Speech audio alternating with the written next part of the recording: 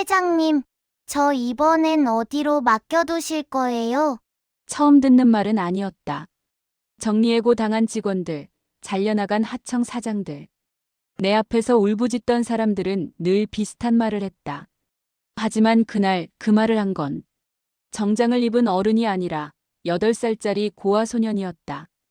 그리고 그 아이 손에는 젊은 시절의 내 얼굴이 찍힌 사진 한 장이 들려 있었다. 사진 뒷면 볼펜으로 꾹꾹 눌러 쓴 글씨. 민준 3개월 엄마 서진. 올해 62, 대한그룹 여회장 강서진. 나는 그 자리에서 그대로 무너져 주저앉았다. 1. 회장, 그리고 2번의 사랑. 나는 26에 대한그룹에 들어와 지금까지 35해를 버텼다. 남자 형제들 사이에서 후계구도 싸우고 시아버지와 임원들 눈치 보며 살아남으려면 정 같은 건 사치였다. 기업은 감정으로 굴리는 게 아닙니다. 내가 가장 많이 했던 말이다. 30에 정략 결혼을 했고 32에 외동딸 혜진을 낳았다. 하지만 나는 늘 회사가 먼저였다. 회의, 출장, 보고. 혜진이 첫걸음을 뗐을 때도 발표 준비 때문에 회의실에 있었다. 남편은 오래 버티지 못했다. 넌 회사에겐 좋은 엄마일지 몰라도 아이에겐 영꽝이야. 그 말 끝에 우리는 차갑게 조용히 이혼했다. 그게 40 초반이었다. 이혼 후 나는 더 강해졌다. 남편 없이 여기까지 올라왔다는 말이 오히려 내 이미지를 굳혔다. 그러던 50대 초반 인생에서 2번째로 사람을 사랑하게 됐다. 그 사람은 우리 그룹 법무팀 출신 변호사이자 지금은 재무담당 이사로 있던 남자 윤태호였다. 애초에 그는 나와 거리를 두려 했다. 회장님과 제가 엮이면 둘 다 피곤해집니다. 그 말이 마음에 들었다. 욕심보다 선을 먼저 그을 줄 아는 사람. 하지만 몇 년 동안 위기마다 내 옆에서 차분히 상황을 정리해준 사람도 그였다. 회장 승계 문제로 집안이 들썩이던 시기, 밤새워 숫자와 조항을 맞춰가던 어느 날 우리는 처음으로 사람이 됐다. 회장님도 가끔은 누군가 옆에 있었으면 좋겠다. 그렇게 생각하신 적 없어요? 그 질문이 이상하게 심장을 건드렸다.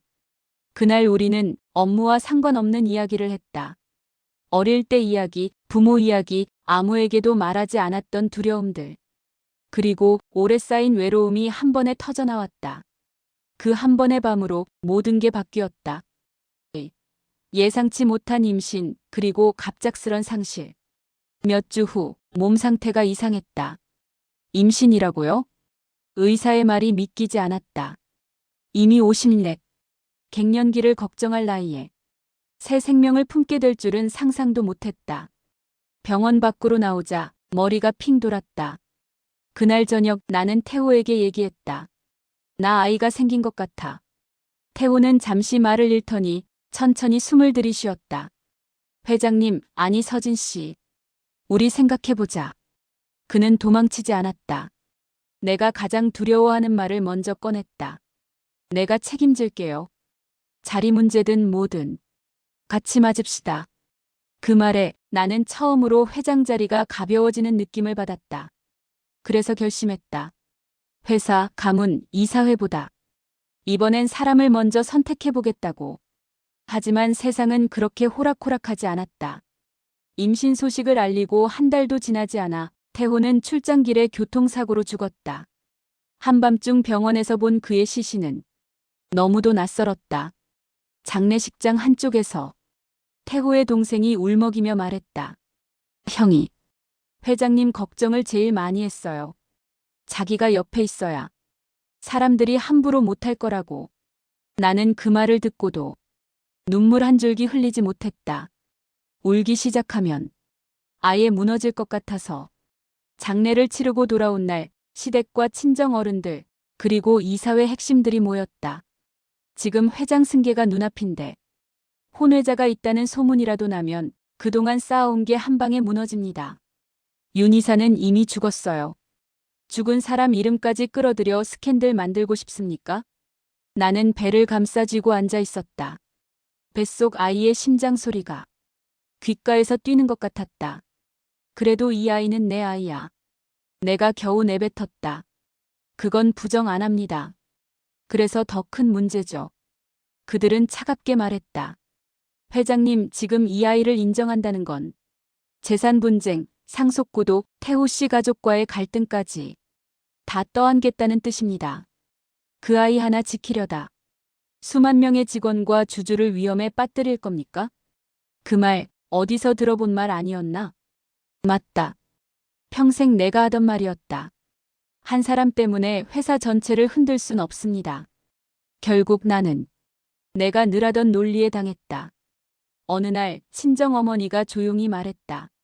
얘야, 엄마도 죄인이다. 그래도 지금은 회사부터 살려야 하지 않겠니? 그럼 아이는 잠시만 보육원에 맡겨두자. 상황 안정되면 그때 데리러 오는 거야. 그 말에 나는 겨우 숨을 붙들었다. 그래, 잠시만. 3. 하늘별 보육원과 묻어버린 이름. 민주는 태어난 지 3달 만에 하늘별 보육원에 맡겨졌다. 그곳은 우리 재단이 조용히 후원하던 작은 시설이었다. 나는 원장실에서 서류에 사인했다. 아이 이름은 나는 떨리는 손으로 적었다. 강민준. 사진 한 장도 함께 맡겼다. 병원에서 찍은 내가 민준을 안고 있는 사진. 사진 뒷면에 이름과 함께 써넣었다. 민준 3개월 엄마 서진. 원장이 조심스럽게 물었다. 언젠가 데리러 오시겠지요? 나는 고개를 끄덕였다. 그럼요. 자리만 상황만 좀 안정되면. 하지만 시간이 흐르면서 그 언젠가는 자꾸 뒤로 밀렸다. 나는 회장에 올랐고 언론 인터뷰에서 웃었고 주총에서 박수를 받았다. 그리고 40에 이혼했던 전 남편과는 완전히 남이 됐고 법적으로도 민주는 아버지 없는 아이가 됐다. 태호는 죽었고 그의 가족과 스캔들로 엮이는 일도 없었다. 나는 차명 계좌로 하늘별에 후원금을 보냈다. 보고서에는 간단히 적었다. 장기 아동 지원 프로젝트. 가끔 문득 민준이라는 이름이 떠오르면 나는 서랍을 닫고 일에 더 매달렸다.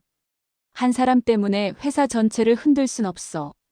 그 말로 내 죄책감을 눌러가며 8해를 버텼다. 4. 쇼가 될 뻔한 하루. 어느 날 홍보팀장이 보고서를 들고 왔다. 회장님, 이번 분기 이미지 리포트입니다. 사회공헌 쪽 여론이 썩 좋지 않습니다. 돈만 던지는 냉혈한 이미지가 굳어지고 있어요. 냉혈한이면 어때서요? 회사만 잘 돌아가면 되지. 주가에도 영향이 갑니다. 그 말에는 나도 살짝 표정이 움직였다. 그래서 회장님이 직접 보육원 한번 방문하시죠. 마침 회장님이 예전에 지정하셨던 하늘별 보육원이 있습니다. 그 이름이 나오는 순간 심장이 잠시 멈춘 것 같았다. 하지만 나는 아무렇지 않은 척 물었다. 거긴 아직 운영되나요? 네, 회장님. 저희 재단 지원으로 잘 돌아가고 있습니다. 아이들과 함께 사진 몇 장 찍으시고 짧게 말씀 한번 하시면 이미지 개선에 큰 도움이 될 겁니다. 나는 잠시 눈을 감았다 떴다. 좋아요. 대신 1시간 안에 끝냅시다. 그렇게 나는 8해 동안 피하던 곳으로 다시 가게 됐다. 오. 고아 소년의 한마디. 하늘별 보육원 간판이 보였다. 중간층에는 우리 재단 로고가 붙어 있었다. 정문 앞에 내리자 아이들이 꽃다발을 들고 줄을 서 있었다. 회장님. 나는 완벽하게 짜인 미소를 지었다. 꽃을 받고 머리를 쓰다듬고 카메라를 향해 고개를 돌렸다. 강당에서 축사를 했다. 대한그룹은 아이들의 꿈을 응원합니다. 여러분이 건강하게 자라날 수 있도록 앞으로도 최선을 다하겠습니다. 내 목소리는 안정적이었지만 가슴은 이상하게 뛰고 있었다. 선물 나눠줄 시간이 됐다. 아이들이 줄을 서서 학용품 세트를 받아갔다. 그때 강당 구석에 혼자 서 있는 아이 하나가 눈에 들어왔다. 얇은 팔 까진 무릎, 여러 번 빨아 색이 바랜 티셔츠. 그런데 눈빛은 너무 익숙했다. 원장에게 물었다. 저 아이는 왜 줄에 안 서 있죠? 아, 민준이요. 8살이고 말이 좀 없어요. 낯도 가리고요. 그래도 마음은 참 여린애예요. 민준. 8해 전 출산 직후 내가 붙여준 이름. 나는 일부러 시선을 돌렸다.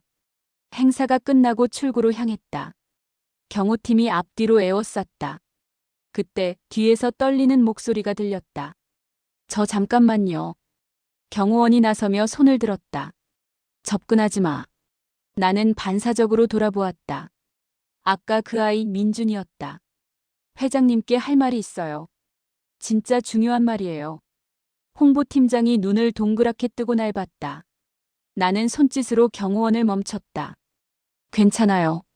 오게 두세요. 민준이 내 앞에 섰다. 손이 하얗게 되도록 구겨진 종이를 쥐고 있었다.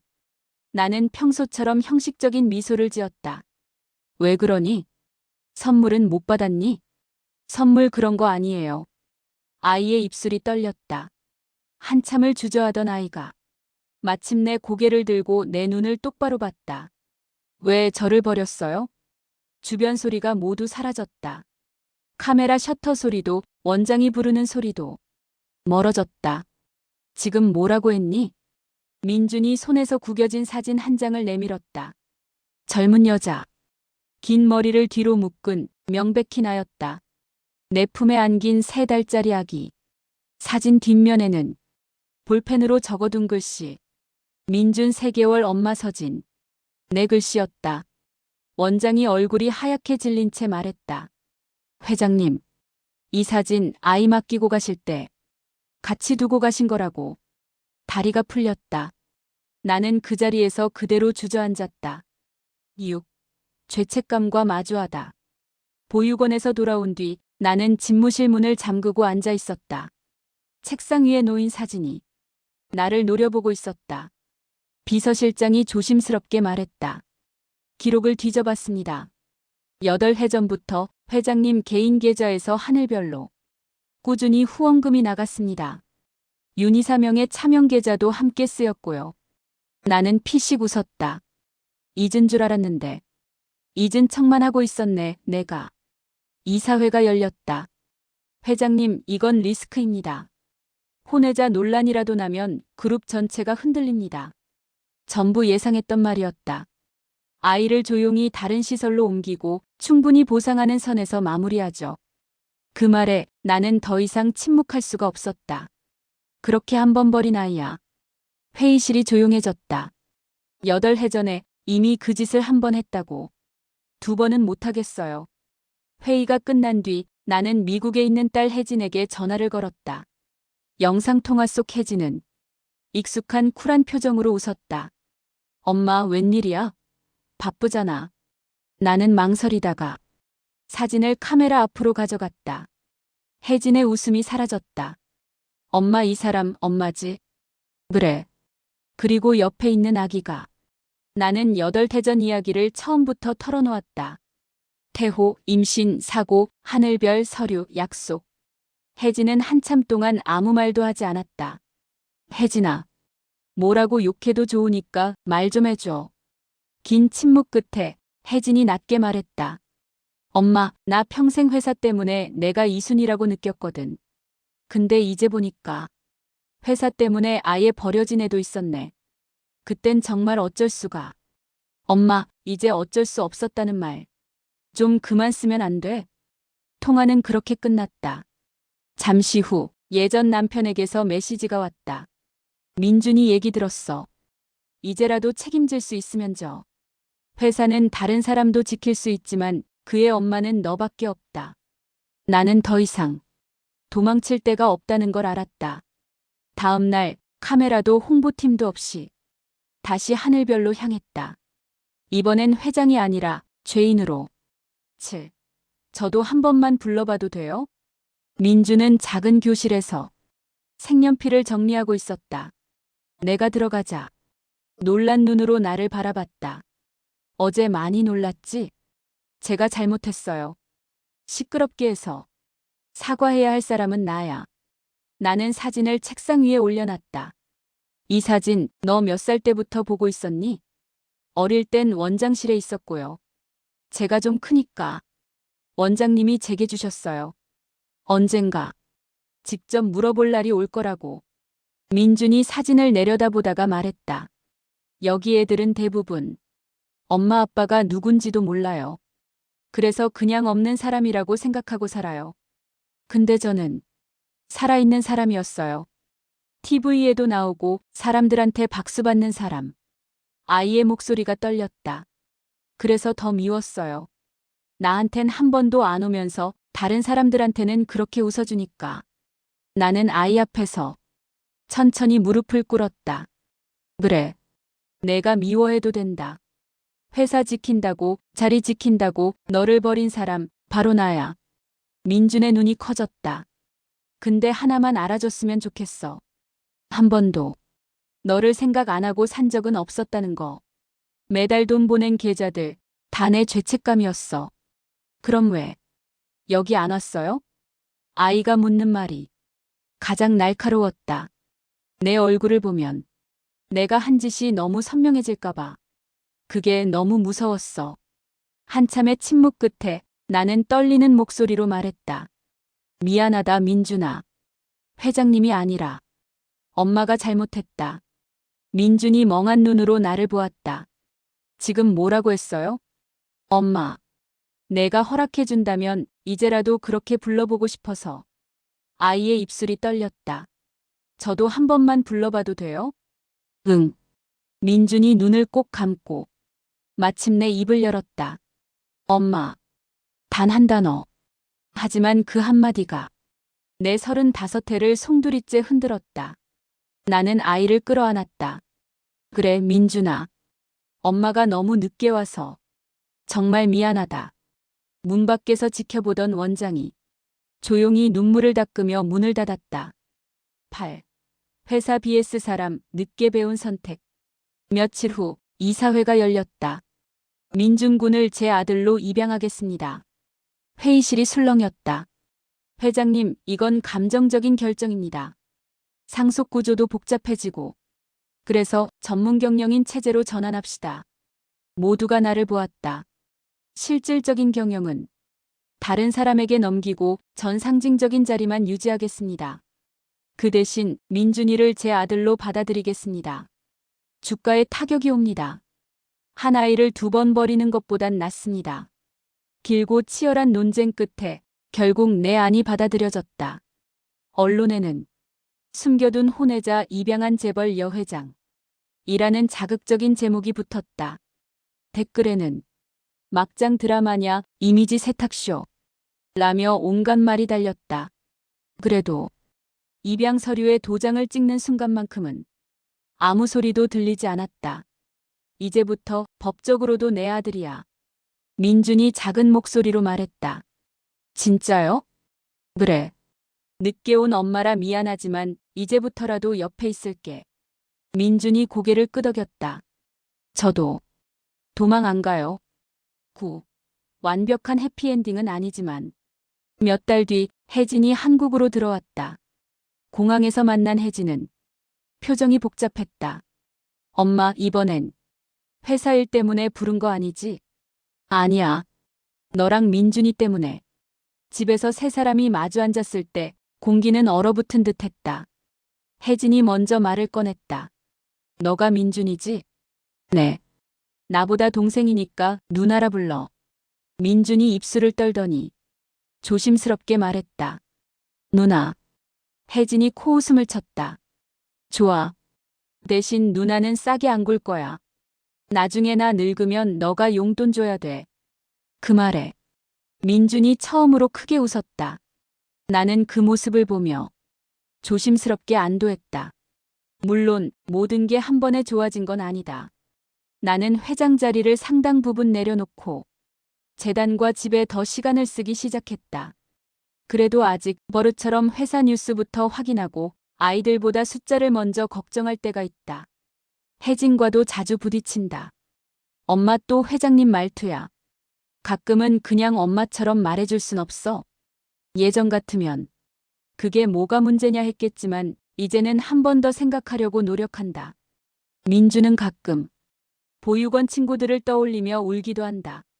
엄마, 나만 이런 집에 와도 되는 거예요? 그럴 때마다 나는 말해준다. 원래부터 내가 올 자리였어. 엄마가 늦게, 아주 늦게 찾아온 것뿐이야. 밤이 되면 예전엔 사무실 불만 켜져 있던 시간에 이제는 거실 스탠드 아래서 민준이 숙제를 한다. 나는 창밖 불빛을 보며 생각한다. 그래, 난 너무 늦게 돌아왔다. 하지만 늦게 온 사람에게도 고쳐야 할 책임은 남아있다. 사람들은 앞으로도 말할 거다. 혼외자 만들어 놓고 감성팔이한다. 죄책감 덜려고 쉬워하는 거다. 어쩌면 다 맞는 말일지 모른다. 그래도 나는 한 가지는 분명히 안다.